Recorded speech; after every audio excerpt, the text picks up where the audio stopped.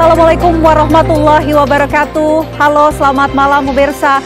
Beberapa waktu belakangan ini menjadi sorotan dan juga pembahasan beberapa kasus yang melibatkan oknum TNI, kasus kejahatan yang melibatkan oknum TNI, mulai dari kasus pembunuhan bos rental di Tangerang sampai dengan kasus pembunuhan yang melibatkan jurnalis wanita media online asal Banjarbaru, Kalimantan Selatan. Keterlibatan oknum prajurit TNI dalam beberapa kasus walaupun segelintir tentu mencoreng nama baik Tentara Nasional Indonesia dan menambah daftar panjang kasus yang menyeret aparat pertahanan. Lantas, apa yang menjadi faktor pemicu maraknya kejahatan yang dilakukan oleh oknum TNI dan bagaimana penegakan hukum yang harusnya diberikan, sepantasnya diberikan kepada oknum TNI yang terbukti bersalah? Kita akan mengupasnya pemirsa di Apa Kabar Indonesia Malam hari ini bersama saya, Vena Kintan. Ya, dan saya Tiara Harahap, pemirsa. Jika tadi sudah sempat disinggung oleh Vena begitu ya, berkaitan dengan pembunuhan jurnalis, ini juga menuai sorotan dari masyarakat begitu, di mana yang terbaru kita ketahui di Kebonjeruk, Jakarta Selatan ini seorang jurnalis laki-laki media online berusia 33 tahun ini ditemukan meregang nyawa pemirsa, dan tentunya ini menuai tanda tanya apa yang sebenarnya menyebabkan jurnalis tersebut ini ditemukan meninggal dunia. Seluruhnya akan kami hadirkan di Apa Kabar Indonesia Malam untuk Anda.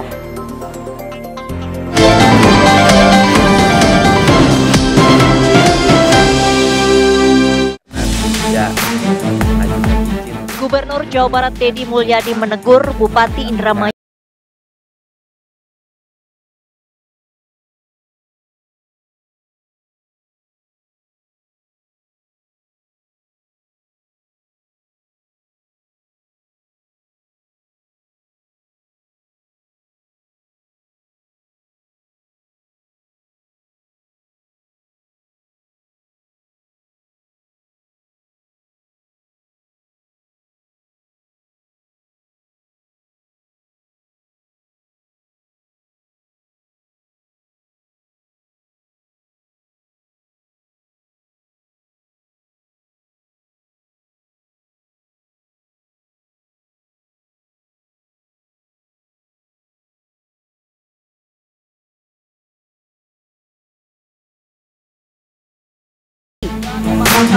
Saksikan ulasannya di Apa Kabar Indonesia Malam.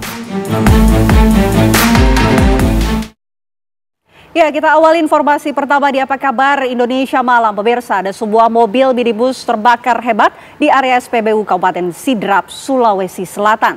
Peristiwa ini pun viral di media sosial. Ya, diduga percikan api berasal dari jerigen yang tersimpan di dalam mobil. Sopir minibus yang panik tampak melempar jerigen keluar mobil dan membuat api berkobar semakin besar. Api menghanguskan mobil minibus tersebut.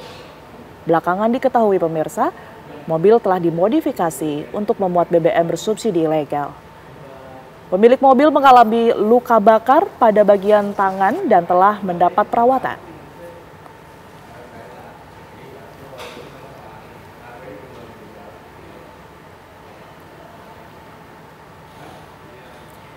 Berikutnya, keluarga korban pembunuhan Wartawati Juwita hari ini memenuhi panggilan penyidik Pomal TNI AL Banjarmasin dengan agenda pemeriksaan saksi. Kakak korban yang diperiksa didampingi oleh tim advokasi untuk keadilan Juwita. Pemeriksaan ini terhadap para saksi berlangsung kurang lebih 3 jam. Tim advokasi untuk keadilan Juwita mengatakan pemeriksaan kali ini berkaitan dengan kronologis kejadian peristiwa. Juwita merupakan wartawati media online yang dibunuh oleh oknum TNI AL pada 22 Maret lalu dan jasadnya ditemukan di semak-semak di tepi jalan wilayah Banjarbaru. Pihak keluarga pun berharap mendapatkan keadilan dan menuntut hukuman yang setimpal pada tersangka Jumran.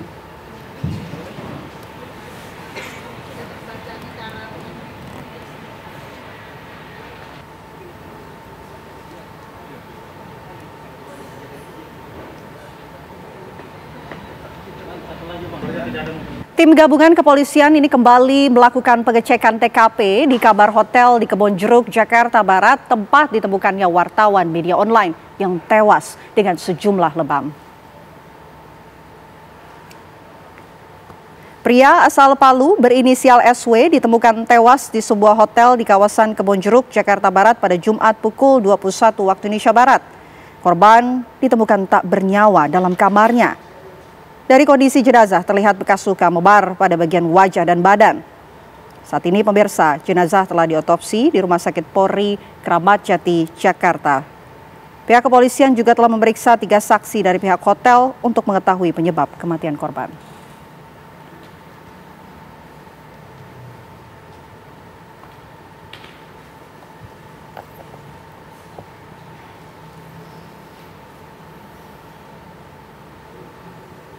Ya, kita akan langsung update informasinya pemirsa bersama dengan Zinka Neila, rekan kami yang saat ini berada di Polda Metro Jaya. Selamat malam Zinka, apakah Anda sudah terinformasi berkaitan dengan apa sebenarnya penyebab dari kematian dari jurnalis laki-laki yang ditemukan di Kebojeruk? Ya, selamat malam Tiara, Veda dan juga pemirsa TV One. Menurut Polda Metro Jaya memang belum memberikan rilis atau statement secara resmi kepada awak media, namun secara pasti beberapa hal telah dibeberkan oleh Kabid Humas Polda Metro Jaya melalui keterangan tertulis kepada awak media kemarin hari Minggu, di mana memang berdasarkan autopsi yang telah dilakukan di Rumah Sakit Polri Kramat Jati, Jakarta Timur, ada beberapa fakta mengenai luka-luka yang memang secara kasat mata terlihat di jenazah, di tubuh jenazah begitu. Pertama, ini luka di bagian mulut korban ini ternyata memang menurut dokter yang telah melakukan autopsi diduga kuat ini bukan merupakan pukulan dari benda tumpul ataupun kekerasan begitu, namun memang diduga ini karena jatuh dari kasur kemudian jatuh ke arah lantai begitu. Dan juga untuk luka-luka lebam yang berada di sekujur tubuh jenazah ini merupakan lebam yang muncul secara alamiah di tubuh jenazah ketika sudah beberapa lama dibiarkan begitu saja. Dan memang untuk jenazah korban ini dari pihak Rumah Sakit Polri Kramat Jati menyampaikan bahwa jenazah korban sudah ditemukan meninggal dunia sekitar 8 hingga 24 jam begitu. Dan juga untuk bagian dalam jenazah korban ini ditemukan adanya indikasi bahwa korban mengalami infeksi paru-paru dikarenakan memang di dinding paru-paru tersebut terdapat pembengkakan dan juga perlengketan ini yang diduga korban ini memiliki riwayat penyakit TBC, begitu pula dengan obat-obatan yang telah ditemukan oleh pihak penyidik di kamar hotelnya tersebut yang mengindikasikan adanya penyakit TBC karena memang ditemukan ada obat antibiotik untuk mengobati infeksi akibat virus seperti tuberkulosis, dan juga ada obat mah, kemudian juga ada obat jamur, dan terakhir ada masker wajah untuk perawatan wajah seperti itu. Namun memang dari Kabid Humas Polda Metro Jaya belum bisa memastikan apakah ini bisa secara resmi diklirkan dari dugaan pembunuhan karena memang sampai saat ini Rumah Sakit Polri Kramat Jati belum melaksanakan tes toksikologi ataupun histopatologi. Dan juga sampai saat ini Polda Metro Jaya telah memanggil 3 saksi yakni V, SF dan AS. V ini yang diketahui namun memang belum dikonfirmasi adalah kerabat jurnalis tersebut yang memang mengorder ambulans pada hari meninggalnya jurnalis tersebut, dan SF ini merupakan pemilik ambulans dan AS ini adalah supir ambulans. Namun memang belum dipastikan apa saja yang ditanyakan kepada 3 saksi ini dikarenakan memang kami juga tadi sudah sempat berusaha untuk menghubungi Kabid Humas Polda Metro Jaya ataupun Humas Polda Metro Jaya, namun belum ada yang merespon hari ini, dan kami juga masih menunggu bagaimana informasi terbaru perkembangan kasus ini. Sementara demikian, Tiara dan Vena, kembali ke Anda di studio.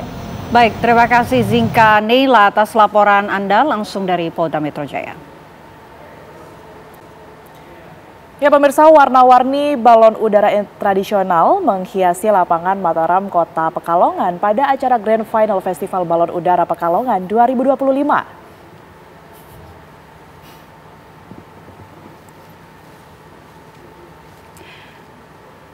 Dan untuk mengabadikan momen salah satu tradisi yang sudah menjadi tradisi di Kota Pekalongan ini, pemirsa, ribuan warga nampak memadati lapangan Mataram, Kota Pekalongan, Jawa Tengah untuk bisa mengabadikan ya momen salah satu yang sudah menjadi tradisi Festival Balon 2025. Festival Balon Pekalongan 2025 ini menggabungkan seni tradisi dan kerjasama dalam satu kemasan spektakuler. Walau tidak dilepas ke udara, namun warna-warni balon udara tradisional mulai dari motif batik, kapal, kartun, dan lain-lainnya menjadi pembeda Festival Balon Pekalongan dengan festival balon udara lainnya. Dan dari 86 peserta yang mendaftar, hanya 28 tim yang lolos ke babak final. Direktur Keselamatan, Keamanan, dan Standarisasi Airnav Indonesia, Kapten Nur Cahyo Utomo menyebutkan bahwa festival balon yang ditambatkan ini menjaga keselamatan penerbangan, mengingat langit Pekalongan termasuk jalur penerbangan tersibuk di Indonesia.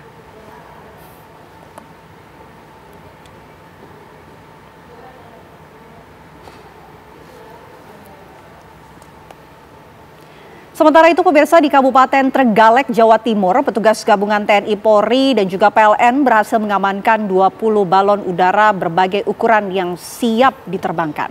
Ya, 20 balon udara berbagai ukuran dan puluhan petasan diamankan petugas gabungan dalam operasi yang digelar saat perayaan Lebaran Ketupat H+7 di Kecamatan Durenan, Kabupaten Trenggalek. Balon udara dan petasan ini didapatkan berasal dari 3 desa pemirsa, yaitu Desa Durenan, Gador, dan Palasan.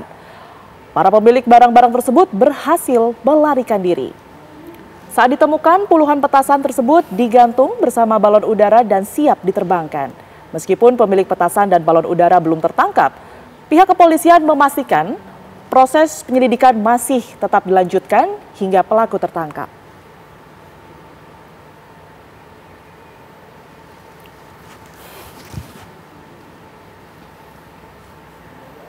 Sebuah balon udara berukuran besar jatuh menimpa sebuah rumah di Jombang, Jawa Timur. Meski telah dilarang, warga diam-diam menerbangkan balon udara di tempat-tempat sepi yang tidak terpantau petugas kepolisian.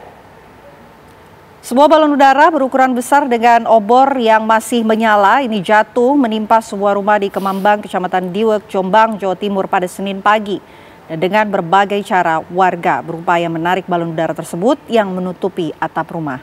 Beruntung api obor tidak membakar balon yang bisa berakibat fatal bagi rumah warga yang tertutupi balon udara.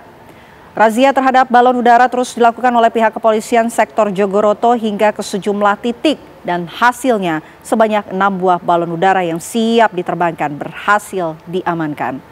Rupanya warga diam-diam mencari lokasi sepi untuk menerbangkan balon udara. Setelah mendapat penjelasan petugas soal bahaya diterbangkannya balon udara, warga pun menerima dan pasrah petugas menyita balon udara miliknya.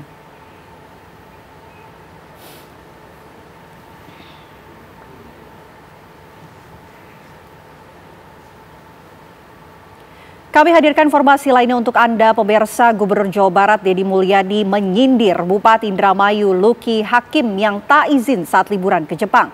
Meski telah meminta maaf kepada Deddy, namun kepala daerah terikat dengan aturan dan sanksi yang berlaku. Gubernur Jawa Barat Deddy Mulyadi mengaku dihubungi langsung oleh Bupati Indramayu Luki Hakim perihal liburannya ke Jepang. Menurut Deddy, Luki Hakim menyampaikan permintaan maaf karena tidak mengajukan izin. Luki juga mengaku pergi liburan ke Jepang untuk memenuhi keinginan anak-anaknya. Namun Deddy menyayangkan kepergian Luki tidak menyertakan izin ke dirinya. Bersama-sama saling menjaga, saling taat kepada ketentuan. Dan kalau komunikasi tadi malam Pak Luki Hakim sudah berkomunikasi dengan saya. Dan dia menyampaikan permintaan maaf karena tidak mengajukan izin terlebih dahulu bepergian ke Jepang. Dan itu dilakukan untuk memenuhi keinginan anak-anaknya. Saya pikir ya Pak Luki Hakim juga punya hak untuk bepergian ke luar negeri. Tetapi gimana ya, memang ada aturannya. Pemirsa, Presiden Prabowo Subianto menghadiri panen raya padi di Majalengka, Jawa Barat pada Senin siang. Presiden Prabowo melakukan panen raya padi bersama dengan di Desa Randegan Wetan, Kecamatan Jati 7. Kegiatan ini merupakan bagian dari panen serentak yang diadakan di 14 provinsi dan 157 kabupaten kota di Indonesia sebagai upaya memperkuat ketahanan pangan nasional. Prabowo memanen padi menggunakan combine harvester, yakni peralatan pertanian modern, serta menyaksikan langsung transaksi serap gabah petani oleh Bulog. Usai menjajal alat teknologi combine harvester, Presiden Prabowo pun berinteraksi dengan para petani sewilayah Majalengka dan Indramayu. Ingin jadi presiden, ingin jadi pemimpin yang berhasil menurunkan harga pangan untuk rakyat Indonesia. Itu keinginan saya. Dan ini keinginan daripada semua menteri, semua gubernur, semua bupati. Kita akan bahagia kalau rakyat kita senyum. Kita akan bahagia kalau para petani kita makmur. Karena saya mantan Ketua Umum HKTI, dulu perjuangan kita adalah tani makmur. Jadi tani Indonesia harus makmur. Tani Indonesia harus sama dengan tani-tani di luar negeri. Ya kan? Rumahnya layak, sekolahnya bagus untuk anak-anaknya, puskesmas, klinik ada di tiap desa. Sebelumnya semalam Presiden Prabowo Subianto berkunjung ke Putrajaya untuk bertemu Perdana Menteri Malaysia Anwar Ibrahim. Selain sebagai kunjungan silaturahmi, Presiden Prabowo dan juga Perdana Menteri Anwar Ibrahim membahas sejumlah isu global penting. Di antaranya dampak penerapan tarif Trump terhadap negara-negara ASEAN.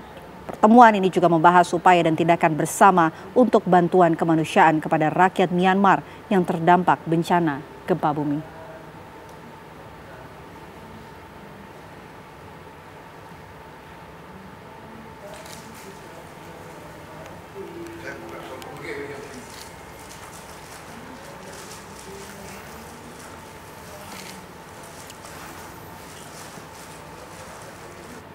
Pemirsa, Wakil Presiden Indonesia ke-10 dan ke-12 menyatakan Indonesia tidak perlu khawatir dengan kebijakan Amerika Serikat yang menaikkan tarif impor kepada Indonesia sebesar 32%.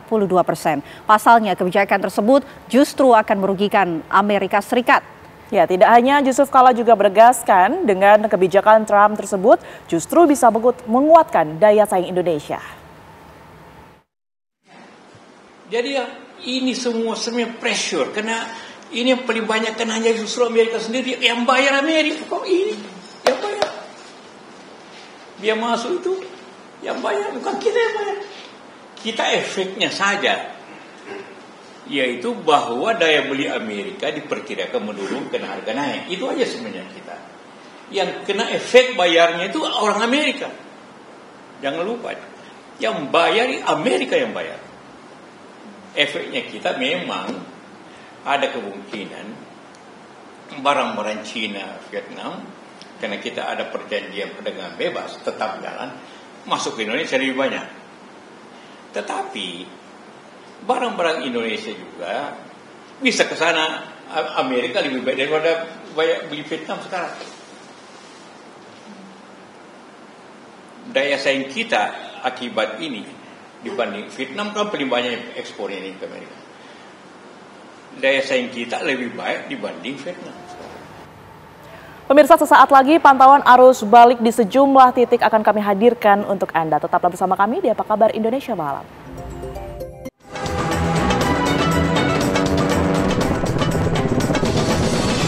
Sesaat lagi Anda akan menyaksikan Kabar Mudik dipersembahkan oleh, didukung oleh Lalu lintas di gerbang tol Cikampek terpantau lancar ke arah Jakarta dari ruas tol Jakarta Cikampek. Kontraflow diberlakukan satu lajur, total 21 gardu tol Cikampek dibuka untuk mengantisipasi kepadatan volume kendaraan. Tercatat total sebanyak 36.156 kendaraan yang didominasi kendaraan pribadi. Rekayasa lalu lintas one way nasional akan berakhir hingga malam ini pada pukul 24 waktu Indonesia Barat dari kilometer 414 Kali Kangkung sampai kilometer 70 Cikatama. Sebanyak 21 gardu tol Cikampek dibuka sejak pagi tadi melalui gerbang tol Cikampek.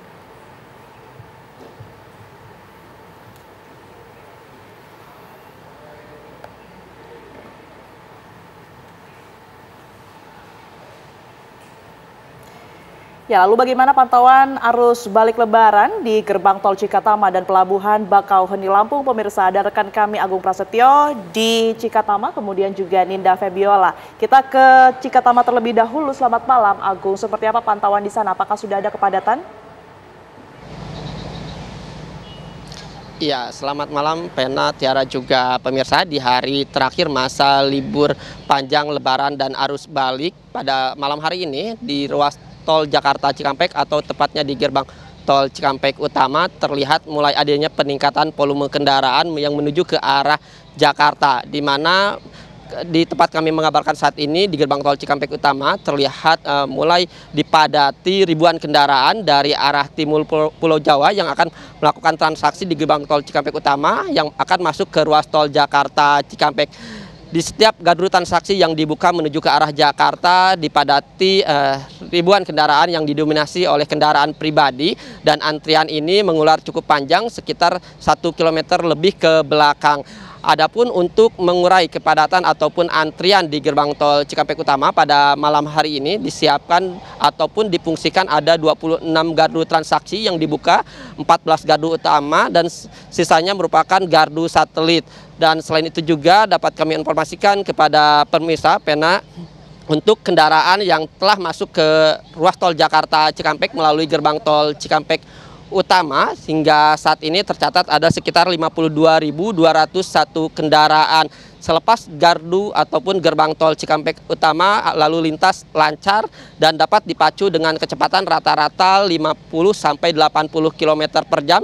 Di jalur utama memang arus lalu lintas lancar, tetapi terlihat adanya kepadatan di lajur kontraflow yang menuju ke arah Jakarta, dan memang kepadatan juga tidak hanya di gerbang tol Cikampek Utama tetapi di kilometer 66 yang merupakan titik pertemuan antara tol Jakarta Cikampek dengan tol Cipularang terlihat adanya antrian dan kepadatan yang diakibatkan adanya keluar masuk kendaraan di rest area kilometer 62, dan ini mengakibatkan kepadatan di ruas tol Jakarta Cikampek. Memang sebelumnya untuk lajur kontraflow sendiri di ruas tol Jakarta Cikampek diberlakukan 2 lajur yang menuju ke arah Jakarta, namun pada pukul 9 pagi tadi dicabut ataupun tidak difungsikan hanya 1 lajur, dan diprediksi arus lalu lintas ataupun kendaraan yang akan kembali ke arah Jakarta akan terus meningkat hingga malam hari ini, dan di mana pada puncak arus balik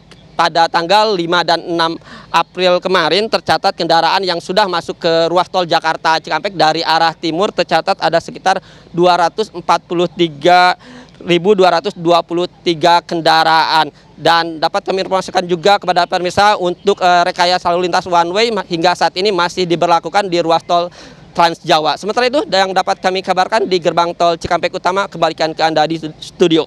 Baik, rekayasa lalu lintas masih diterapkan di tol Cikampek Utama. Kita langsung beralih menuju ke Ninda Febiola yang saat ini berada di Pelabuhan Bakauheni, Lampung. Ninda Febiola, bisa Anda gambarkan situasi terbaru malam hari di tempat Anda mengabarkan saat ini?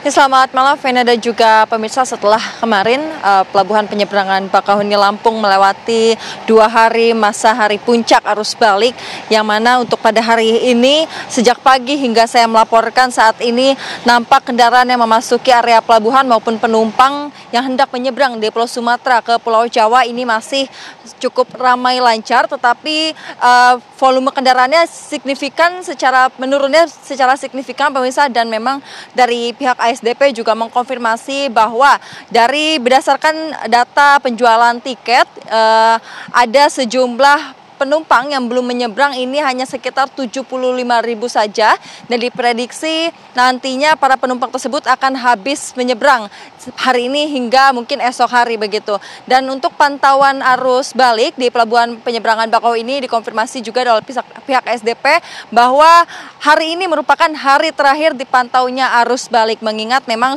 suasana di sini sudah cukup sepi, namun volume kendaraan masih terus berdatangan untuk menyeberang. Tetapi jika saya melihat kantong-kantong parkir dan juga area-area antrian ini sangat sepi pemirsa, dan juga tidak padat seperti hari sebelumnya. Bahkan penurunan volume kendaraan ini sudah terjadi sejak Minggu sore kemarin begitu jika dibandingkan hari-hari sebelumnya. Dan pemirsa, untuk cuaca yang diprediksi akan terjadi cuaca buruk, beruntung dan puji syukur ini selama masa arus balik tidak terjadi adanya cuaca ekstrim, sehingga segala jadwal penyeberangan tidak tidak begitu tertunda, bahkan hampir tidak ada jadwal yang tertunda. Dan memang untuk hari ini terakhir ini masyarakat mungkin sudah kembali ke Pulau Jawa ya untuk melakukan aktivitas kembali untuk esok hari begitu, karena memang di sini cukup sepi dan juga sangat landai. Dan pemirsa, sebagai informasi, terhitung sejak H+1 Lebaran, total penumpang pejalan kaki dan penumpang di dalam kendaraan hingga saat ini jumlahnya mencapai 612.779. Dan untuk secara kumulatif ini sekitar 900.000 penumpang begitu. Sementara kembali ke studio. Indah Febiola melaporkan langsung dari Pelabuhan Bakauheni Lampung, dan sebelumnya juga ada Agung Prasetyo dari Gerbang Tol Cikampek Utama. Terima kasih rekan-rekan, selamat bertugas kembali.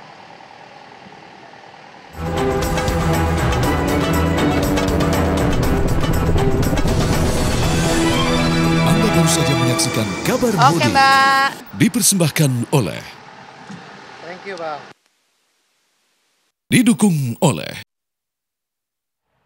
Kasus kejahatan yang melibatkan oknum prajurit TNI menjadi perhatian publik, pemirsa. Lantas apa yang menjadi alasan maraknya kasus kejahatan yang melibatkan oknum prajurit TNI ini, dan bagaimana kemudian menegakkan hukum yang pantas diberikan bagi oknum TNI yang terbukti bersalah? Kita akan bahas lengkapnya, pemirsa, usai jeda. Tetaplah bersama kami di Apa Kabar Indonesia Malam.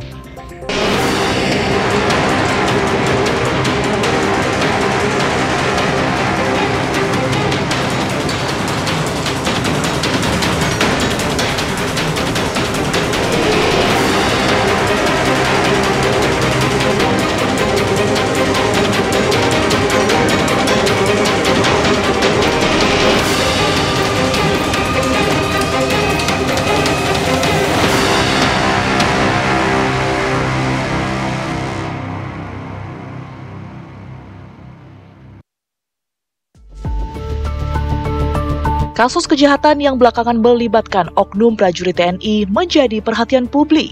Mulai dari penembakan pengusaha rental mobil di Tangerang hingga insiden tragis yang menewaskan 3 anggota polisi di Lampung. Terbaru, kasus pembunuhan seorang wartawati di Banjarbaru, Kalimantan Selatan bernama Juwita yang dibunuh oleh oknum TNI AL bernama Jumran. Tersangka sempat merekayasa kematian korban seolah-olah kecelakaan tunggal. Akhir pekan kemarin, TNI AL telah menggelar rekonstruksi di tempat kejadian perkara pembunuhan, yakni di Jalan Trans Gunung Kupang Kiram, Banjarbaru. Terbaru, keluarga korban pembunuhan Juwita hari ini memenuhi panggilan penyidik Pomal TNI AL Banjarmasin dengan agenda pemeriksaan saksi. TNI Angkatan Laut berjanji akan menyerahkan Jumran, oknum TNI tersangka pembunuhan jurnalis Juwita, ke pengadilan militer untuk diadili. Keterlibatan prajurit TNI dalam kasus ini menambah daftar panjang kasus yang pernah menyeret aparat pertahanan negara ini. Lantas, apa faktor pemicu maraknya kasus kejahatan yang melibatkan oknum prajurit TNI? Bagaimana penegakan hukum yang pantas terhadap prajurit yang terbukti melanggar hukum? Bagaimana agar kasus serupa tidak terulang? Ya, belakangan menjadi sorotan beberapa kasus kejahatan yang melibatkan oknum TNI, mulai dari kasus pembunuhan bos rental di Tangerang sampai dengan kasus pembunuhan jurnalis wanita media online asal Banjarbaru, Kalimantan Selatan. Keterlibatan oknum prajurit TNI dalam beberapa kasus ini, walaupun segelintir, tentu saja mencoreng nama baik Tentara Nasional Indonesia. Lantas, apa faktor yang menjadi pemicu maraknya kejahatan yang dilakukan oknum prajurit TNI, dan bagaimana penegakan hukum yang sebaiknya diberikan, sepantasnya diberikan bagi oknum TNI yang terbukti bersalah? Kita akan bahas, pemirsa, malam hari ini dalam dialog Apa Kabar Indonesia Malam bersama dengan sejumlah narasumber yang sudah hadir, dan melalui sambungan virtual saya mau sapa terlebih dahulu yang sudah hadir malam hari ini di studio TV One. Yang pertama saya ingin sapa, di sebelah kanan saya ini ada Laksamana Muda Purnawirawan Iskandar Sitompul, mantan Kapuspen TNI. Assalamualaikum, selamat malam. Waalaikumsalam Mbak, selamat malam. Sehat? Sehat, semangat. Oke, di sebelah Pak Iskandar ini juga kami sudah menghadirkan psikiater dari Rumah Sakit Jiwa Marjuki Mahdi Bogor, ada Dr. Lahargo Kembaren SPKJ. Selamat malam, Dokter. Selamat malam, salam sehat jiwa. Salam sehat, Dokter Argo. Oke. Ini seru nih. Selain dua narasumber kita, seru ya Pak. Selain dua narasumber kita, pemirsa, kami juga sudah terhubung bersama dengan kuasa hukum keluarga korban, ini jurnalis wanita Juwita, sudah tersambung bersama dengan Pak Dedi Sugianto. Selamat malam, Pak Dedi. Selamat malam, Mbak. Oke, izin ya Bapak-Bapak, saya mau kesambungan virtual terlebih dahulu bersama dengan kuasa hukum keluarga dari Juwita karena kami ingin tahu begitu bagaimana kemudian yang sudah dilewati hari ini, kabarnya pihak keluarga ada yang memenuhi panggilan dari penyidik TNI. Apa yang kemudian disampaikan dan bagaimana jalannya pemeriksaan terhadap keluarga hari ini, Pak Dedi? Terima kasih Mbak, jadi hari ini tadi betul sudah dilakukan pemeriksaan terhadap saksi, yaitu kakaknya korban. Nah, beliau ini setelah rekonstruksi dimintai keterangan sebagai saksi, karena sebelum terjadinya rekonstruksi, itu memang saksi kakak korban itu belum diperiksa. Jadi ini sebelumnya ada satu kakak korban, yang kemudian yang kedua kakak ipar korban. Nah, yang hari ini ada tambahan lagi saksi, yaitu kakak korban yang bernama Satria begitu. Oke, lantas apa yang digali oleh penyidik begitu berkaitan dengan keluarga yang diperiksa hari ini? Apakah juga digali mengenai komunikasi terakhir dengan korban dan hubungan bersama dengan pelaku, Pak Dedi? Betul, tadi sudah diperiksa dan ditanyakan berkaitan dengan bagaimana komunikasi tersangka dengan keluarga korban. Ini berkaitan dengan peristiwa yang melatar belakangi sebelumnya, sehingga korban pada saat itu menunjukkan ya etikat baiknya untuk bertanggung jawab terhadap korban, sehingga terjadilah pertemuan antar keluarga tersebut. Nah, itu yang disampaikan oleh kakak korban, yang disampaikan kepada penyidik Poma L. Adakah fakta baru yang telah ditemukan oleh pihak keluarga berkaitan dengan peristiwa pembunuhan yang melibatkan Juwita ini, Pak Dedi? Jadi terhadap fakta-fakta hukum memang sudah disampaikan semua kepada penyidik, karena memang peristiwa ini sudah berjalan sejak ditemukannya korban Juwita di lokasi, di TKP, kemudian ditindaklanjuti oleh korban, kemudian didapatkan ada komunikasi antara korban dengan tersangka pada saat terakhir. Itu semua sudah diserahkan. Kemudian terhadap bukti baru mungkin yang ditemukan oleh penyidik seperti itu. Nah, selain itu juga semua hal yang berkaitan dengan komunikasi antara korban dengan tersangka itu juga sudah disampaikan oleh keluarga korban terhadap penyidik. Jadi keluarga korban sangat kooperatif demi terangnya perkara ini bisa terbuka dan secara transparan begitu. Oke, Pak, kami ingin minta konfirmasi. Jadi hubungannya apa antara pelaku dan juga korban, Pak?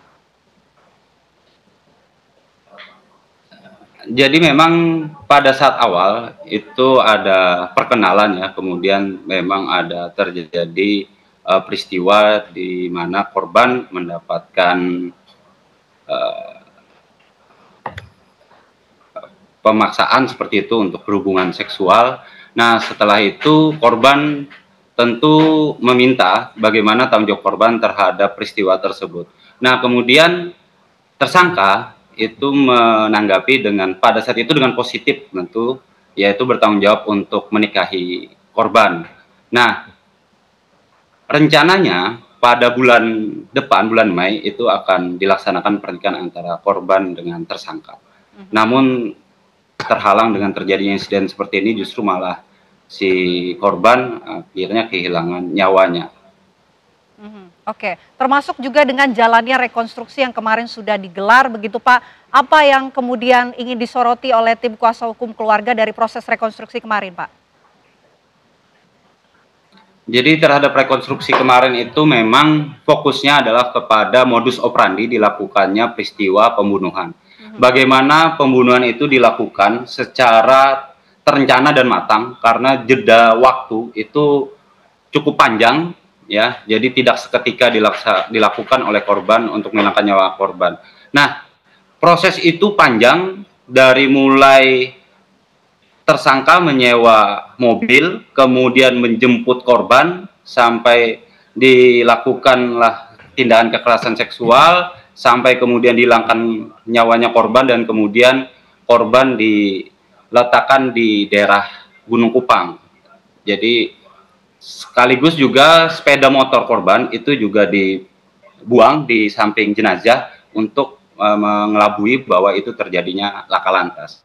Sehingga proses itu begitu panjang dan itu sudah menunjukkan mens rea atau sikap batin dari tersangka dalam melaksanakan perbuatannya, aktu serius, sehingga ada jeda bagaimana perencanaan itu bisa berjalan sampai dengan hilangnya nyawa korban, dan kemudian barang bukti juga ikut dihilangkan seperti handphone korban, sepeda motor sebelumnya juga dicuci seperti itu, dan tas korban juga hilang.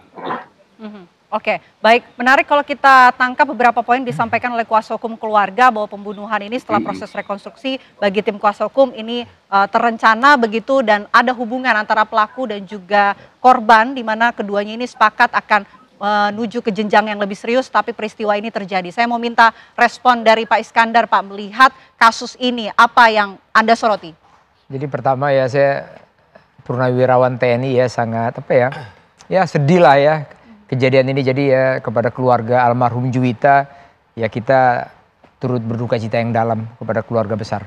Itu kepada keluarga besar. Nah, kalau saya mau menyoroti di sini, ini kalau saya lihat, saya baca ini ya, artikelnya. Ini usianya muda ya.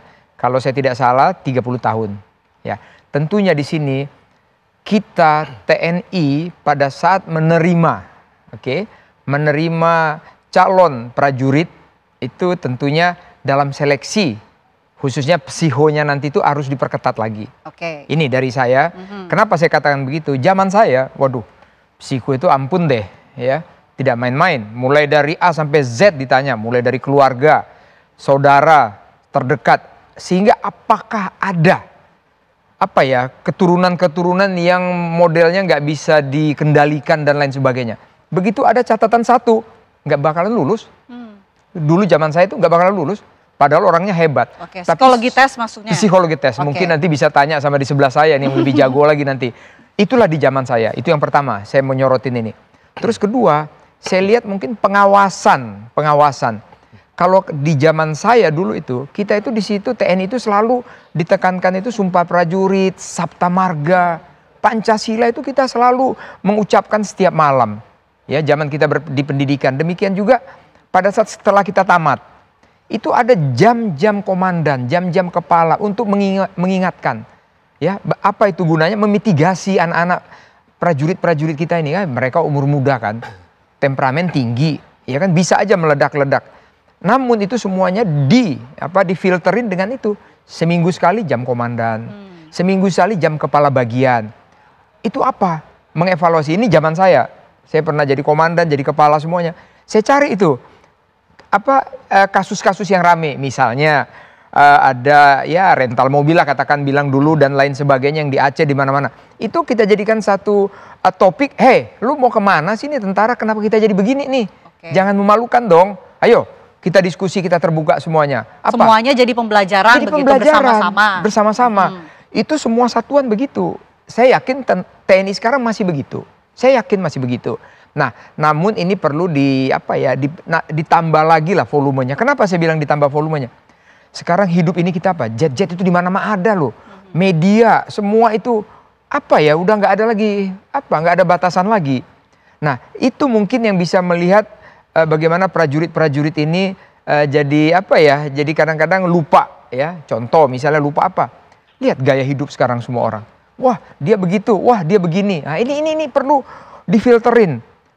Pada saat jam-jam komandan yang setiap minggu atau 2 minggu sekali. Bahkan kita bukan zaman saya nih ya, saya yakin sekarang juga begitu. Istri-istri juga dikumpulin tuh semuanya. Lo jangan begini lo jangan banyak fashion doang lo begini. Intinya ada training begitu ya? Ada semuanya kita. Nah, prajurit bukan tidak ada juga. Misalnya saya, seorang komandan, saya kumpulin nih Bintara Tamtama, saya kumpulin semuanya. Ayo ngomong semuanya, saya kasih, nih ada kasus begini-begini, tolong ibu-ibu jaga suaminya, tolong bapak-bapak jangan macam-macam. Ini selalu kita sampaikan. Nah ini yang saya lihat, saya yakin, saya percaya itu masih diterapkan. Saya yakin, saya percaya. Namun perlu pengawasan di luar jam dinas. Nah, dinas itu pasti ada. Di luar jam dinas, lo di mana aja, kamu di mana aja. Itu perlu ada, intel kita ada, komandan detasmen markas kita, ada tetangga, itu harus di... Poin pengawasan itu tadi ya? Pengawasan. Oke, baik. Menarik kalau kita tarik apa yang dikatakan oleh Pak Iskandar pada zamannya ini ada training, kemudian ada pengawasan begitu. Lantas ya sampai sekarang juga positifnya masih ada, masih ada. Lantas kenapa sampai sekarang masih terjadi hal-hal seperti ini? Mungkin bisa direspon nanti ya dokter ya. Kami jeda terlebih dahulu. Apa kabar Indonesia Malam akan kembali untuk Anda sesaat lagi pemirsa. Anda kembali menyaksikan Apa Kabar Indonesia Malam. Kita lanjutkan dialog kita. Kalau tadi kita sudah dengar begitu pernyataan yang disampaikan oleh Purnawirawan TNI menyoroti kasus yang melibatkan oknum TNI yang membunuh jurnalis wanita. Saya mau minta tanggapan dari Dr. Argo. Dr. Argo, ini pembunuhan kok dikatakan oleh kuasa hukumnya terencana begitu dan dipersiapkan dengan matang. Anda menyorotinya seperti apa? Ya, jadi perilaku kekerasan atau agresivitas itu merupakan suatu proses yang kompleks sebenarnya ya. Sangat bergantung pada kapasitas mental dari seseorang. Bagaimana mungkin secara genetik, tadi Pak Iskandar menyampaikan juga ya, kalau secara genetik memang ada riwayat kekerasan dalam keluarga, itu akan mempengaruhi orang itu lebih beresiko. Kemudian penggunaan alkohol, minuman keras, dan narkoba mempengaruhi juga. Peristiwa-peristiwa traumatis yang pernah dialami dalam hidupnya, tontonan tentang kekerasan, pengalaman-pengalaman hidup, itu adalah kapasitas mentalnya. Kemudian juga yang cukup mempengaruhi adalah tingkat stresornya. Tingkat stresor yang tinggi dalam relasi, sosial, pekerjaan, itu akan membuat seseorang itu mudah untuk melakukan perilaku kekerasan atau agresivitas. Nah, di otak ini memang ada dia bagian otak yang fungsinya untuk mengontrol, untuk membuat keputusan yang tepat. Tapi ada juga bagian otak yang sifatnya emosional. Nah, kalau ke-trigger yang emosinya dan dia tidak punya kemampuan untuk mengendalikan perilakunya dengan baik, muncullah perilaku kekerasan dan agresivitas itu. Timing dan momentumnya itu bisa merupakan suatu bagian dari munculnya agresivitas itu.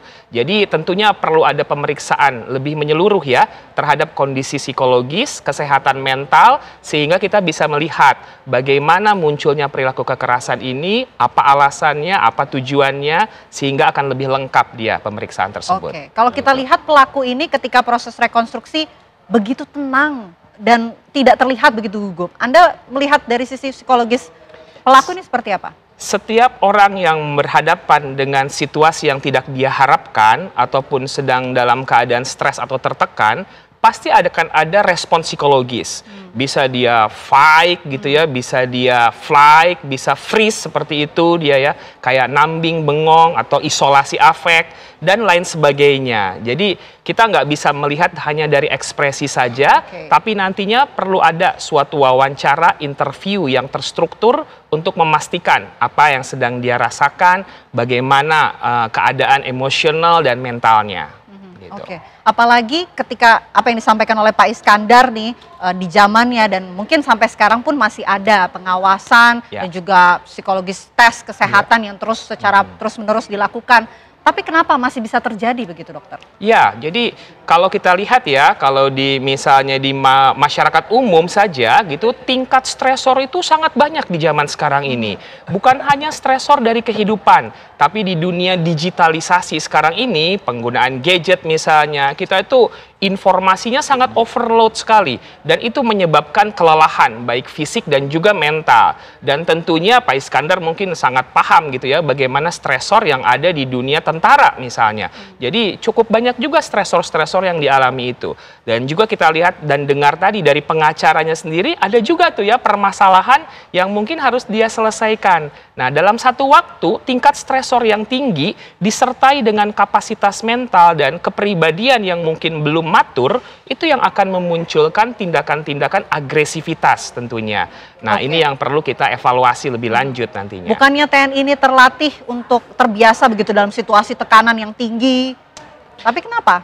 Kemampuan manajemen stres setiap orang itu berbeda-beda, sehingga penting sekali orang tuh punya manajemen stres. Bagaimana dia mengelola tingkat stres yang dialami agar kemudian mendapatkan keputusan-keputusan yang nantinya itu tidak memberikan konsekuensi yang negatif.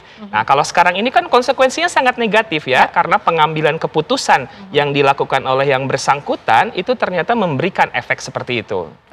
Sekarang saya mau kembali ke Pak Dedi kalau begitu selaku kuasa hukum keluarga korban. Pak Dedi, apa yang kemudian menjadi tuntutan dari pihak keluarga untuk bisa diusut, apa yang ingin didapatkan oleh pihak keluarga, Pak Dedi? Terima kasih, Mbak. Jadi memang pihak keluarga tentu kemarin juga mengikuti proses rekonstruksi itu dari awal sampai akhir. Bagaimana cara tersangka untuk menghilangkan nyawa korban, yaitu dengan cara dipiting, kemudian dicekek, bahkan ada yang mendahului sebelumnya. Nah, bahkan pada saat jenazah ditemukan, pihak tersangka ini ada menyampaikan bela sungkawa, seolah-olah dia memang tidak mengetahui dan ikut berduka terhadap hilangnya nyawa si korban. Nah, ini kan sesuatu perencanaan yang bagaimana agar menutupi perbuatan yang telah dia lakukan terhadap korban. Pak Dedi, mohon korban maaf. merasa tentu keluarga korban, ya. Ya, mohon maaf, ini katanya ada bela sungkawa yang disampaikan oleh pelaku. Bela sungkawa apa, Pak, yang disampaikan? Ya, atas meninggalnya kepada kakak korban. Bahwa atas meninggalnya si korban Juwita tersebut. Makanya pada saat ditemukannya di jenazah dan dikabarkan bahwa si korban Juwita itu meninggal dunia, ada bela sungkawa ucapan dari si tersangka kepada korban. Nah, ini kan tentu untuk menutup alibi bahwa tersangkalah yang sebenarnya telah menghilangkan nyawa korban. Hal ini kan tentu menjadi pukulan psikologis juga ya bagi keluarga korban, bahwa ternyata tersangka inilah yang akhirnya justru menghilangkan nyawa korban. Nah, tentu saja dengan adanya hal tersebut, keluarga korban meminta dan berharap agar proses hukum ini bisa berjalan dengan maksimal, peristiwanya utuh, kemudian fakta-fakta hukum serta bukti semuanya bisa dibuka, dan kemudian terhadap tersangka bisa dituntut sesuai dengan pasal yang telah dia lakukan, yaitu pasal 340 KUHP. Hal tersebut tentu menjadi konsen bagi kami juga selaku kuasa hukum dari keluarga korban agar ikut juga mengawal proses ini agar sampai tuntas. Selain ada bela sungkawa, juga ada satu hal juga yang menarik ya, yang mungkin perlu kami sampaikan, bahwa si tersangka ini sempat mengirim uang kepada keluarga korban untuk melaksanakan pemakaman korban tersebut. Namun pihak keluarga korban sudah mengembalikan uang tersebut berdasarkan hasil, ternyata kekecewaan ini adalah dari alibi yang dimunculkan oleh tersangka kepada keluarga korban, begitu. Oke, lantas apa yang akan dilakukan oleh pihak kuasa hukum keluarga begitu selanjutnya untuk bisa membantu proses hukum agar bisa terbuka terang benderang seperti yang diharapkan oleh pihak keluarga?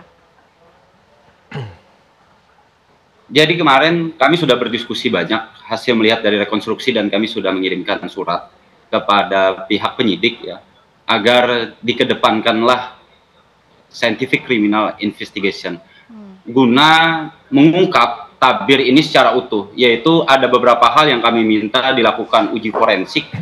Yang pertama adalah terhadap cairan sperma di tubuh korban dalam jumlah dan volume yang cukup banyak seperti itu.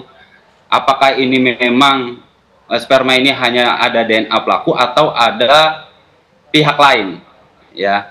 Nah, kemudian yang kedua yaitu dilakukan digital forensik terhadap handphone tersangka agar mengetahui dengan siapa saja tersangka ini berkomunikasi sebelum terjadinya perbuatan pembunuhan ini sampai telah dilaksanakannya perbuatan pembunuhan ini. Itu untuk membuka tabir itu menjadi seutuh-utuhnya seperti itu. Kemudian yang ketiga, kami juga meminta agar dilakukan tracking terhadap GPS, karena mobil yang digunakan oleh tersangka ini kan mobil rental seperti itu. Tentu di mobil rental itu kan selalu menggunakan GPS, sehingga akan diketahui pergerakan dari tersangka itu mulai dari ketemu korban sampai dia mengembalikan mobil tersebut ke rental. Nah, kemudian hasil dari tracking itu kami berharap tentu ada jalan-jalan yang dimana ada CCTV, sehingga bisa juga akan diketahui apakah di dalam proses tersebut ada melibatkan pihak-pihak lain atau memang pelaku sendirian melakukan. Nah, itu juga yang kita harapkan, dan alhamdulillah tadi hasil komunikasi dan koordinasi dengan penyidik akan menindaklanjuti atas permohonan kami untuk dilakukan scientific crime investigation tersebut. Oke, baik Pak Dedi, ada kecurigaan untuk adanya pelaku lain kah? Jadi memang ada hal-hal yang mungkin menjadi pertanyaan ya bagi kami dan rekan-rekan yang lain, termasuk juga keluarga korban, yaitu tadi adanya sperma dalam jumlah yang banyak di tubuh korban. Kemudian itu kan mobil setelah digunakan untuk membuang jenazah korban, sepeda motornya tidak berada di lokasi sehingga ada orang yang mengantarkan sepeda motor seperti itu. Nah, makanya kami berharap dengan adanya scientific crime investigation ini dengan menggunakan ilmu pengetahuan dan teknologi, kami berharap ini akan menjadi clear dan terang seperti itu. Okay. Nah, ini tentu saja menjadi harapan bagi keluarga korban agar apabila ada pihak-pihak yang memang ada kaitan dengan tersangka dalam terjadi peristiwa ini agar bisa dilakukan pemeriksaan seperti itu. Baik, ini adalah temuan-temuan yang ditemukan oleh kuasa hukum dari keluarga korban. Mungkin nanti Pak Iskandar bisa respon, tapi kita jeda terlebih dahulu ya Pak. Okay. Ya Pak, Apa Kabar Indonesia Malam akan kembali untuk Anda sesaat lagi. Kita lanjutkan dialog kita, saya mau minta tanggapan ya. Mungkin analisa dari Pak Iskandar selaku Purnawirawan TNI atas kasus yang dilakukan oleh oknum TNI ini. Temuan-temuan yang tadi sudah disampaikan oleh kuasa hukum, analisa Anda. Oke, jadi kalau saya begini Mbak, ada beberapa poin. Pertama, pada saat seleksi masuk. Seleksi masuk ini analisa saya tentunya panitia itu harus lebih ketat. Jangan mentolerir ada sesuatu yang di luar dari format psikolog. Jadi kalau memang enggak, jangan diterima. Jangan ada ragu-ragu. Ini saya soroti di situ. Kenapa? Tadi dari pengacara kan mengatakan orangnya tenanglah dan sebagainya dan sebagainya. Nah, tentunya di sini dari analisa saya untuk kedinasan itu perlu memantau orang-orang yang mungkin jiwa sosialnya pada saat setelah lulus dia mungkin menyendiri, dia mungkin bagaimana networkingnya nggak ada, mungkin ya. Itu perlu benar-benar diawasin. Itu perlu diawasin, dilihat. Nah, manakala ada orang-orang seperti begitu, itu bisa kita ambil, itu diadakan apa itu kayak apa ya, dialog dengan bimbingan konseling begitu ya. Konseling. Ada apa dia sebenarnya? Itu banyak Mbak. Ada yang orang konseling masalah keluarga. Ada orang konseling dia masih bujangan tapi keluarga di belakang itu mungkin orang tuanya rame terus. Keluarganya katakanlah tanda petik agak berantakan. Itu mempengaruhi jiwa dia. Nah, di sini yang perlu dipantau sama kedinasan. Jangan sampai luput seperti ini. Nah, di sini aku memberi contoh. Di struktur TNI itu ada namanya komandan, ada wakil, ada bagian-bagian. Di situ ada kepala bagian, Mbak. Atau kalau saya contohkan batalion lah, ya. Itu ada komandan batalion, ada komandan kompi, ada komandan regu. Prajurit ini dipantau sama komandan regu yang setiap hari ketemu. Misalnya prajurit ini kerjanya ngelamun aja, oke? Itu dipantau, lu ada apa? Ya kan? Nah, ini harus pantau. Aku yakin ini pasti ada sesuatu, tapi mungkin luput dari pemantauan dengan yang tadi Pak Dokter bilang, stressing hidup kita ini kan sekarang seperti ini. Jadi akhirnya, ngapain gue mikirin lu, aku mikirin diri sendiri aja. Nah, padahal di struktur TNI yang begitu besar, tidak boleh begitu. Itu harus ada kepala regu, komandan regu, komandan peleton, komandan kompi yang memperhatikan semuanya. Karena kesatuan, satu berbuat salah mencoreng institusi. Betul. Ini sehingga disitulah yang disampaikan. Kamu kalau begini, integritas kamu seorang TNI di mana ini? Nanti kita kejadian nih, kita jadi malu semuanya. Kita filterin. Nah, itu beberapa poin yang tadi saya sampaikan. Ini mudah-mudahan ini dilihatlah ini sama para komandan, para kepala semuanya. Ini jangan sampai kejadian lagi. Karena ini menurut saya ini memalukan banget ya. Ini pacarnya dia. Seorang wanita itu kan harus dilindungin. Oke lah kita emosi, tapi kalau itu seorang wanita ya udahlah kita agak bagaimana gitu. Ini kok dia jalan terus, dia nggak peduli ya. Bahkan sudah mulai merekayasa. Berarti di benaknya itu sudah tidak ada lagi kejujuran, disiplin, udah nggak ada lagi kalau saya lihat. Nah, tentunya di sini saya mengharapkan Danpom dan Lanal Balikpapan yang sedang menginvestigasi ini. Ya tolong serius lah seperti yang diharapkan sama pengacara tadi. Dibuka terang benderang. apakah ada si A si B yang terlibat tanda petik atau dugaan, itu monggo. Ini harus dibuka terang benderang sehingga jangan ada dusta ini. Ini perlu, kalau menurut saya perlu. Saya menghimbau dan POM mungkin dan Lanal di sana dan Lantamal ya ini mempunyai otoritas yang harus benar-benar harus sampai tuntas dibedah ini. Demikian. Pak Dedi, kalau dari pihak kuasa hukum keluarga apakah sudah ada informasi kapan akan dilanjutkan pemeriksaan saksi berikutnya dan pengadilan jalannya persidangan? Selanjutnya belum ada kami dapatkan informasi siapa-siapa lagi akan didalami oleh penyidik untuk dimintai keterangan terkait dengan perkembangan ini. Namun yang kami sambut positif adalah akan ditindaklanjutinya permohonan kami akan dilakukan scientific crime investigation terhadap barang bukti tadi.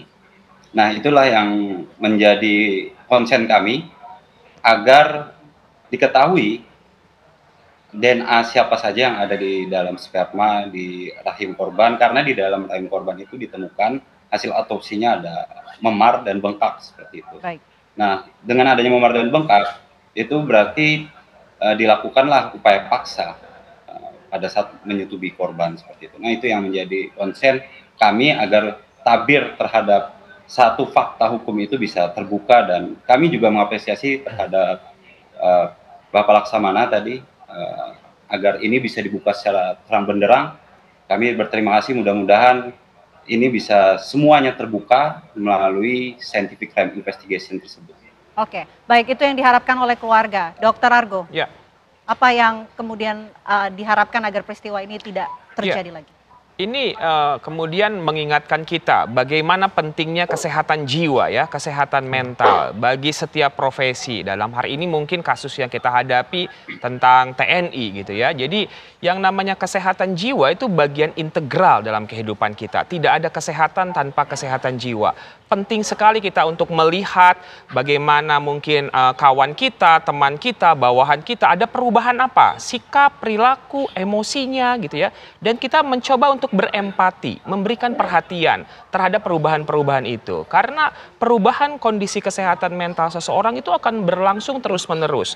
Dan kalau kita kemudian memberikan perhatian, memberikan pertolongan, mungkin kejadian-kejadian seperti ini tidak terulang lagi gitu ya. Jadi penting untuk menempatkan kesehatan mental itu di setiap aspek kehidupan kita, di setiap profesi yang ada di masyarakat ini. Oke, kesehatan mental penting untuk ditempatkan. Baik, terima kasih banyak dokter. Masalah hukumnya, saya yakin dan percaya Kepala Staf Angkatan Laut, Laksamana Ali, orangnya tegas. Saya tahu banget orangnya, pasti ini dibuka sama dia seterang benar. Saya yakin, saya percaya. Pasti dibuka dan itu semua harapan masyarakat. Terima kasih banyak Pak Iskandar, terima kasih Dr. Argo, terima kasih juga untuk semuanya. Pak Dedi atas waktunya di Apa Kabar Indonesia Malam.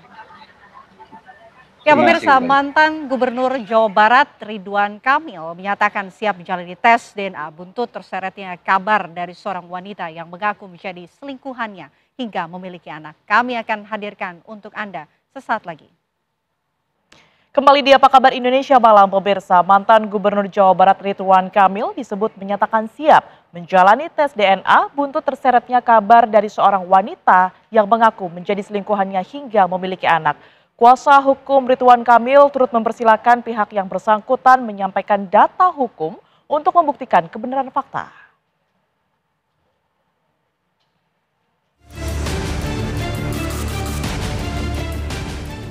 Kabut gelap hingga ketidakpastian masih menyelimuti dugaan hubungan gelap yang dijalin mantan Gubernur Jawa Barat Ridwan Kamil dengan seorang model wanita bernama Lisa Mariana.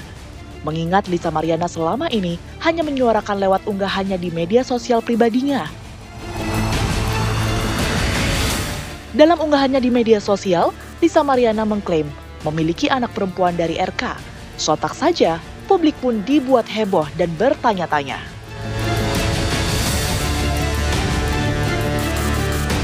Menanggapi isu liar yang semakin memanas, Ridwan Kamil memberikan pernyataan resmi yang diunggah di akun Instagram pribadinya. RK membantah semua tuduhan yang dilayangkan Lisa Mariana. Bahkan, RK menyebut soal pihak lain yang mengaku memiliki anak darinya adalah tidak benar dan merupakan fitnah keji bermotif ekonomi yang didaur ulang. Mencuatnya isu perselingkuhan ini, pihak RK yang diwakili oleh kuasa hukumnya menyebut siap menjalani tes DNA untuk membuktikan status sang anak yang disebut-sebut sebagai hasil dari perselingkuhan RK dan Lisa Mariana. Bahwa statement kami selaku kuasa hukum menyampaikan bahwa kalau yang bersangkutan mempunyai data hukum, silakan sampaikan kebenaran faktanya seperti apa. Saya kira itu aja yang pembuktian secara hukum itu maksudnya gimana? Ya tentunya kan yang bersangkutan kan menyatakan kepada di media yang viral tersebut bahwa mengaku memiliki anak dengan Pak Ridwan Kamil. Nah, silakan dibuktikan secara hukum, gitu aja.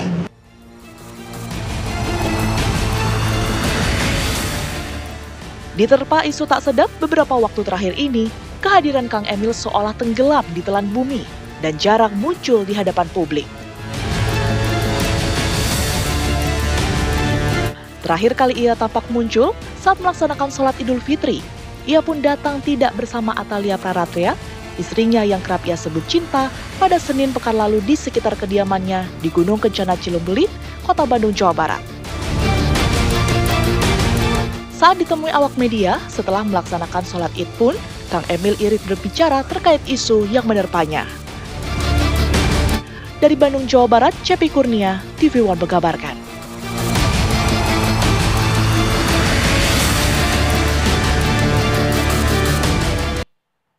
Penugasan Presiden ke-7 Republik Indonesia Joko Widodo kepada BUMN untuk membangun infrastruktur tanpa perhitungan yang matang membuat perusahaan-perusahaan plat merah terlilit utang jumbo.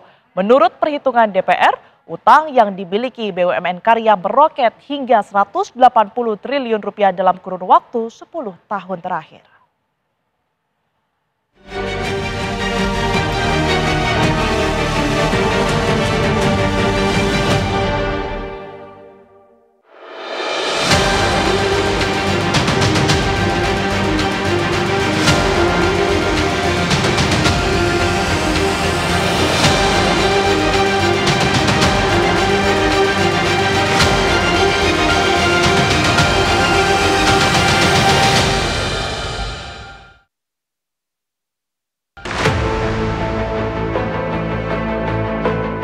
Utang melilit BUMN Karya.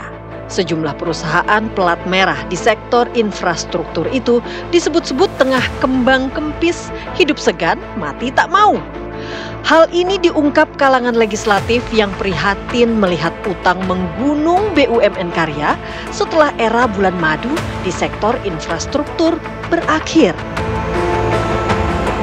Krisis keuangan yang melanda itu membuat BUMN konstruksi diibaratkan mayat hidup alias zombie.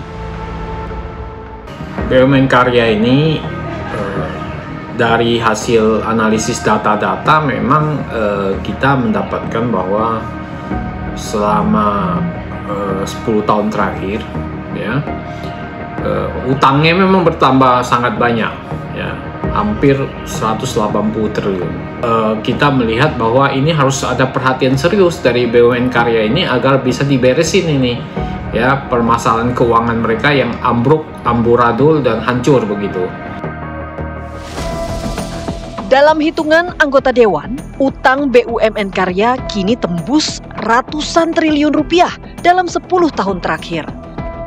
Setidaknya ada 4 raksasa BUMN konstruksi yang kini terlilit utang jumbo.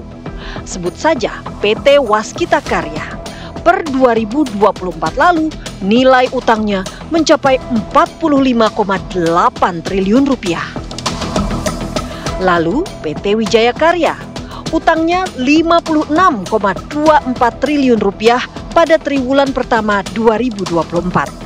Sementara PT Pembangunan Perumahan atau PP pada triwulan 2 2024 jumlah utangnya tembus 42,52 triliun rupiah.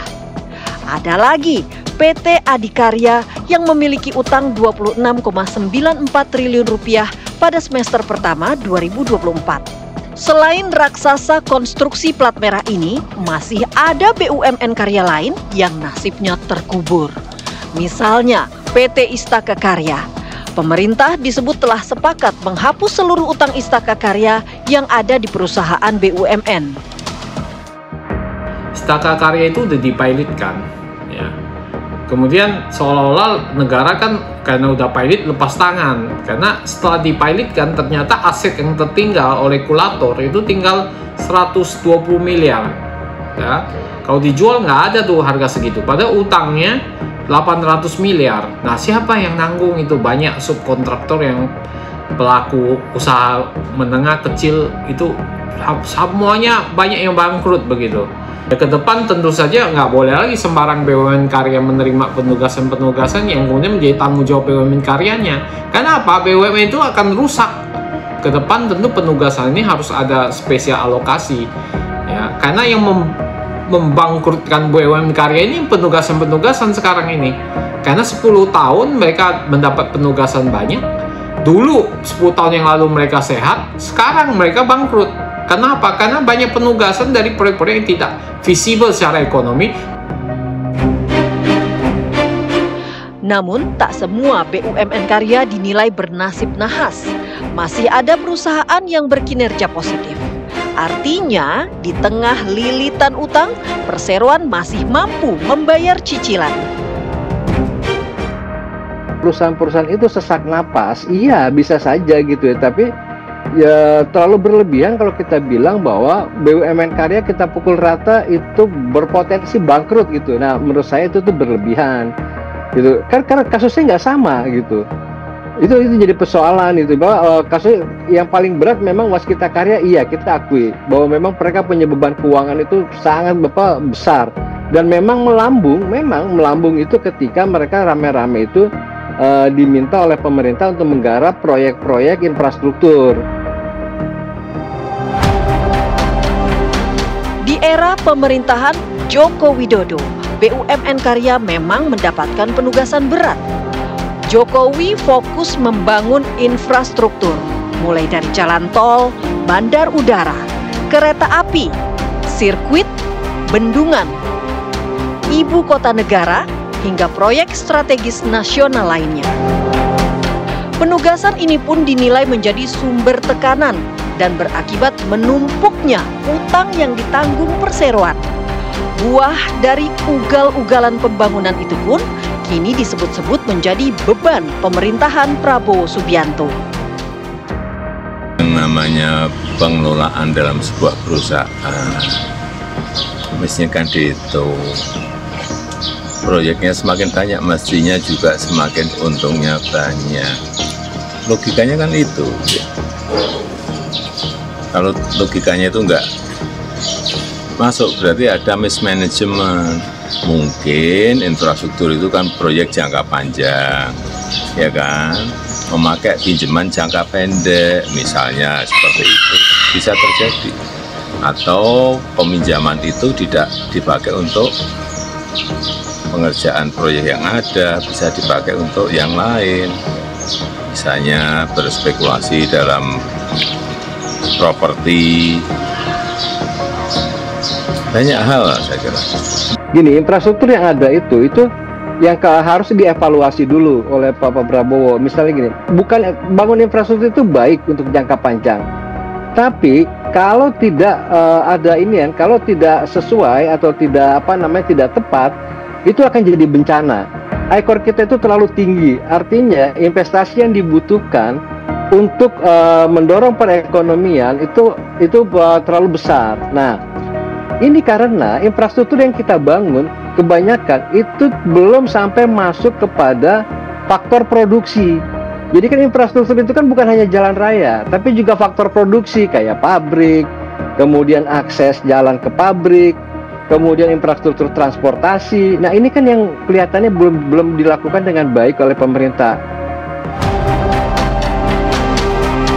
Berbagai upaya memang tengah ditempuh pemerintah untuk menyelamatkan BUMN karya, seperti dengan menggabungkan BUMN konstruksi dalam satu wadah. Namun, langkah nyata kini ditunggu. Jangan sampai proyek-proyek infrastruktur di bawah kelolaan BUMN berbalik nama hanya demi membayar kewajiban utang.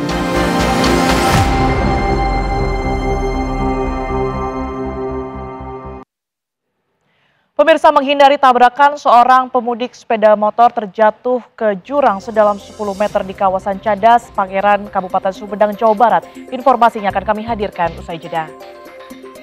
Kembali di Apa Kabar Indonesia Malam, pemirsa, menghindari tabrakan, seorang pemudik sepeda motor terjatuh ke jurang sedalam 10 meter di kawasan Cadas, Pangeran, Kabupaten Sumedang, Jawa Barat. Korban saat ini menjalani perawatan di rumah sakit karena menderita luka serius di kepala. Saksi mata mengatakan peristiwa bermula saat korban yang datang dari arah Cirebon hendak menyalip kendaraan lain dari sisi kiri di jalan yang berkelok dan menanjak. Namun karena kurang berhati-hati dan menghindari tabrakan dengan kendaraan lainnya, korban pun menabrak pembatas jalan. Korban terpental masuk ke jurang sementara motornya tersangkut di pembatas jalan.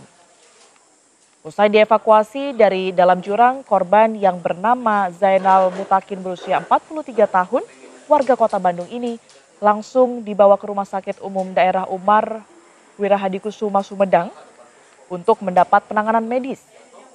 Korban diperkirakan merupakan pemudik yang sedang dalam perjalanan balik ke Kota Bandung. Hingga kini pemirsa, korban masih belum sadarkan diri karena luka lebam di kepala dan bagian tubuh lainnya. Terus diangkat sampai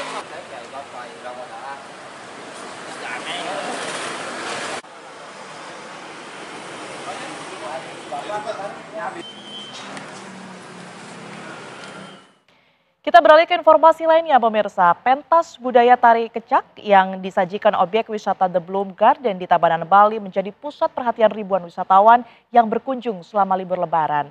Menurut sejumlah wisatawan, kemasan budaya yang dipentaskan menjadi daya tarik tersendiri saat mengisi liburan di Pulau Bali. Berbagai atraksi seni budaya ditampilkan pengelola wisata di Bali guna menggait kunjungan wisatawan selama libur lebaran. Salah satunya The Blooms Garden yang berada di kawasan Bedugul, Kabupaten Tabanan, Bali yang mementaskan pagelaran seni budaya khas Bali tari kecak. Pengunjung pun dibuat kagum dengan pentas budaya yang ditampilkan. Selain bisa menikmati keindahan taman bunga terbesar di Bali dengan hawa sejuk dan udara segar kawasan Bedugul.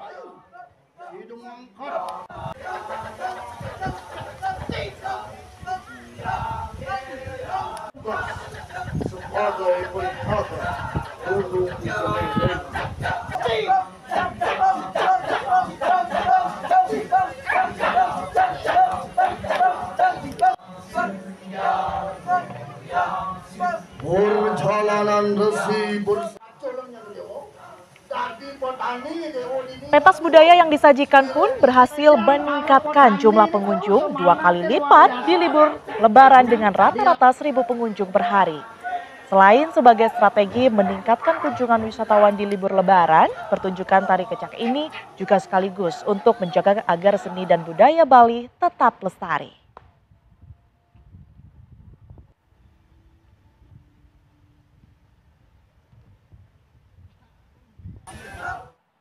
Berikutnya pemirsa, makan di atas kapal sambil menyusuri Sungai Nil merupakan destinasi wisata yang sedang hits di Mesir.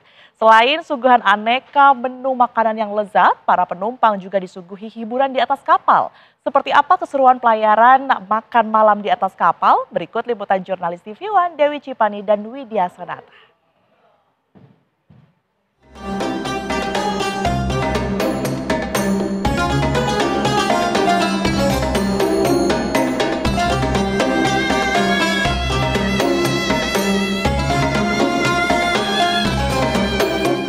Berkunjung ke Mesir tak lengkap jika tidak merasakan makan malam di atas kapal sambil menyusuri Sungai Nil. Sungai Nil adalah sungai yang sangat populer karena merupakan sungai terpanjang di dunia yang membentang sejauh ribuan kilometer. Panjangnya mencapai 6.650 km atau sekitar 4.132 mil. Sungai Nil mempunyai peranan penting dalam peradaban, kehidupan, dan sejarah bangsa Mesir sejak ribuan tahun yang lalu. Pelayaran makan malam di Sungai Nil sungguh pengalaman yang menyenangkan. Kami bisa menikmati panorama malam kota Kairo dari atas Nile Cruise.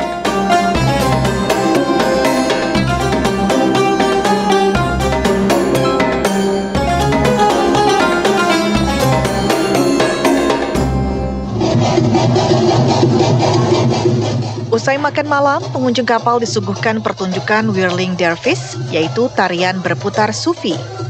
Whirling Dervish adalah sebuah tarian yang berasal dari Turki dengan mengenakan pakaian berwarna putih. Tarian yang awalnya dilakukan sambil terus berputar dan berzikir ini lebih merupakan upacara ritual keagamaan yang dikenal. Sedangkan pertunjukan di atas Nile Cruise ini mungkin improvisasi gerakan-gerakannya lebih diutamakan sebagai unsur hiburan. Pakaian yang dikenakan pun berbeda, yakni warna-warni dengan unsur warna merah, putih, biru, kuning, dan hijau. Bagian bawah pakaian sangat lebar sehingga terlihat seperti rok, dan pada saat memutar bisa membentuk konfigurasi yang cantik mirip piring terbang.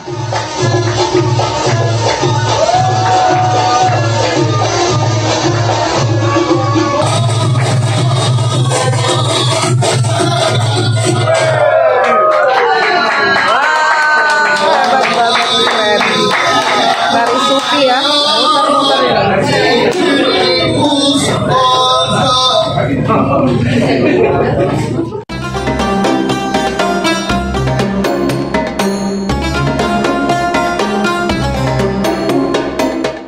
Keren sih sebenarnya, karena di luar dugaan ternyata bisa nyala ya pakaiannya. Kalau di sini kalau tutupi kan terus, nah ini modif jadi keren sih dan emang entertain banget dan musiknya juga keren. Berarti pemirsa kapan-kapan harus juga ya, ada kayak nanti coba minggu Bener sih, tak terlupakan, apalagi kita lihat di teras luar itu pemandangan keren banget dengan lampu-lampu city light. Oke, gitu.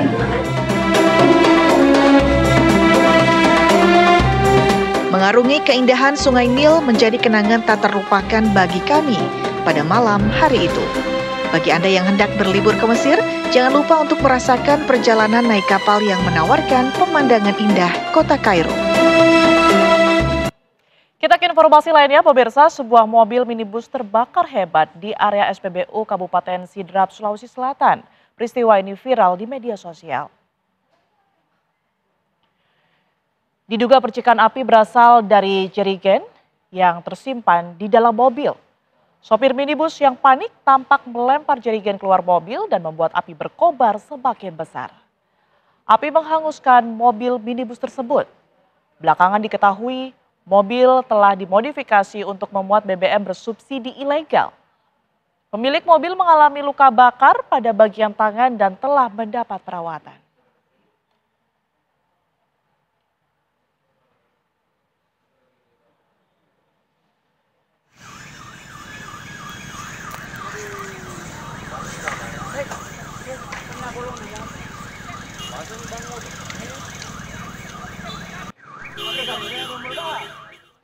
Presiden Prabowo Subianto bertemu 7 pimpinan redaksi media. Saksikan TV One malam ini, pemirsa, pukul 20 waktu Indonesia Barat.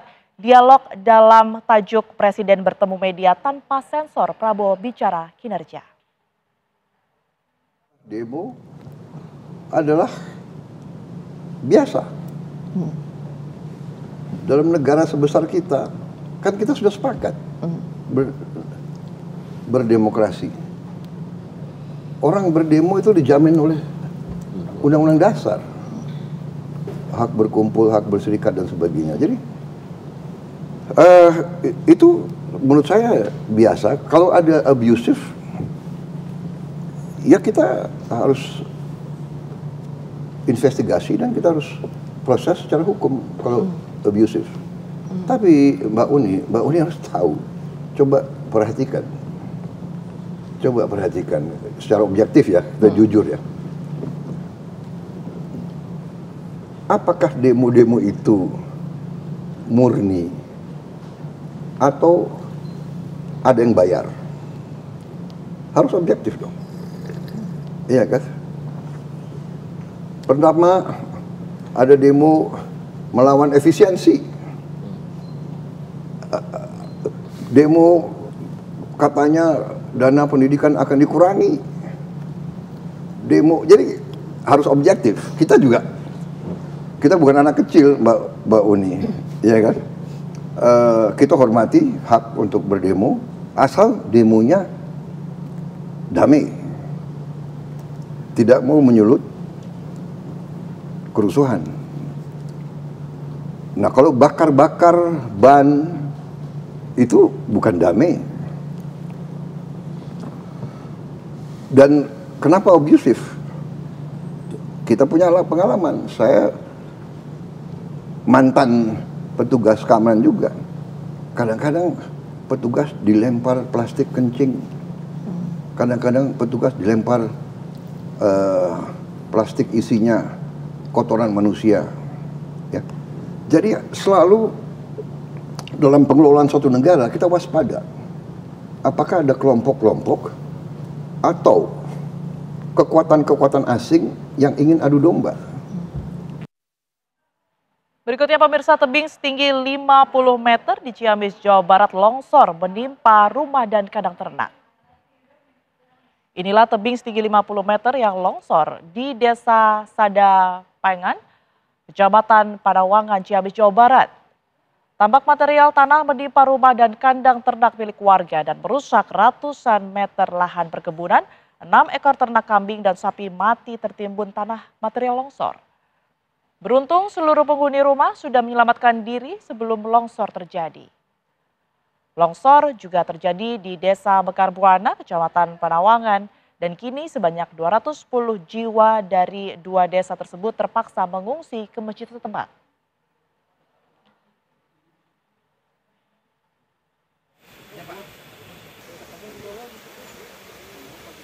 Mas bro.